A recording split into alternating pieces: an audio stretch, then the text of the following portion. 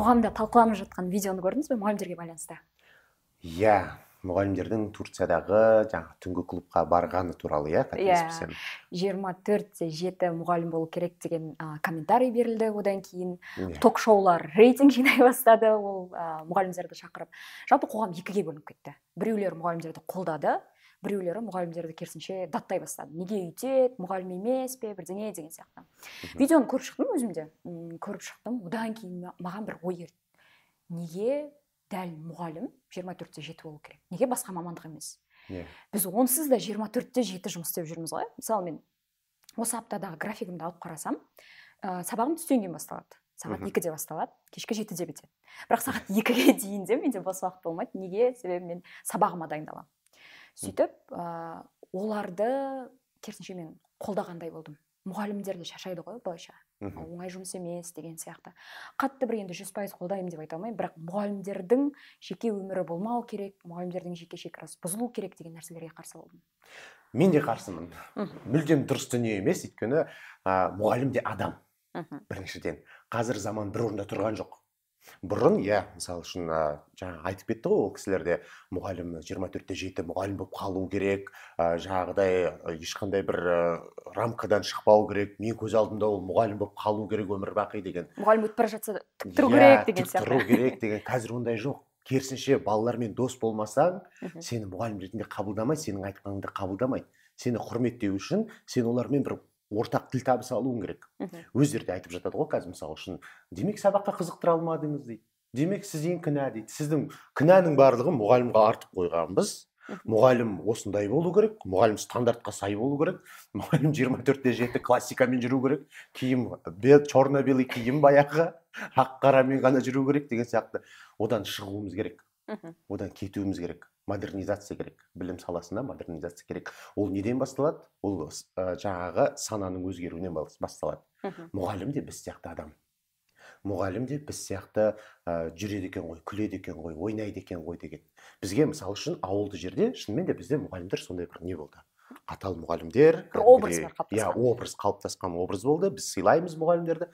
Бірақ бізге жас мұғалімдер келген кезде, практикант мұғалімдер келген кезде, 9-10 сыныптардың кезінде біз сол кезде түсіндік, мұғалімдерді біз сияқты ойнайды екен ғой деп, біз сияқты сөйлеседі екен ғой, біздің жаргондармен жаңағы. Біз олар жақын тарта бастадық та, пәндеріне ғашық бола бастадық. Олар беретін сабақтарына ғашық бола бастадық. Біз мұғалімдікті құрметтей бастадық. Біз мұғалім болғымыз келіп қалды, аяқ асты бәріміз. Шынымен де осындай енді керемет мамандық екен ғой деген сияқты. Біз енді жас практиканттардың, жас мамандардың бір-бірімен ойнағанын көріп, бір-біріне көмектескенін көріп, біз өте басқаша қабылдай бастадық. Меніңше, клубқа барғанында мұғалімнің басқа жерде көңіл көтергенінде ешқандай ерсі қылық жоқ.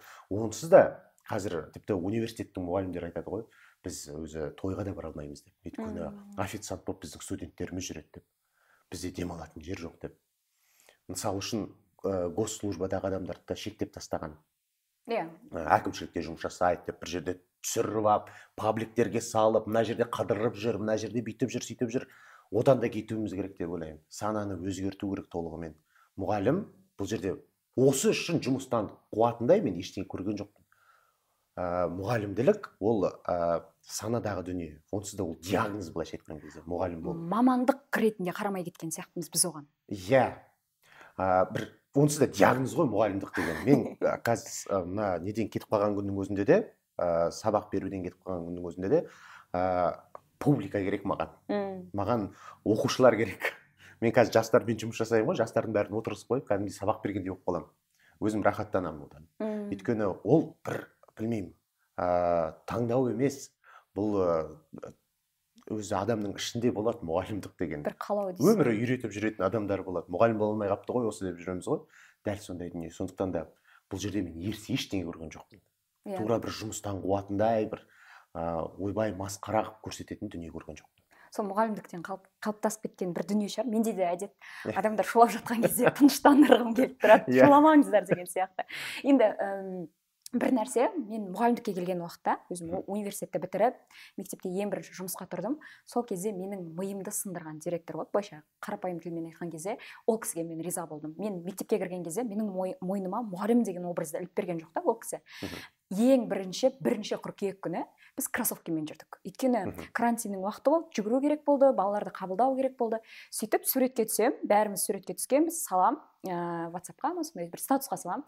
Бір кезде нелер кетеді, комментариялар. Мұғалім емес пе, бірінші қыркүйек емес пе? Мынандай сөз болды. Сен педагог емессің бе? Неге кроссовкамен жүрсің бірінші қыркүйекте дейді да.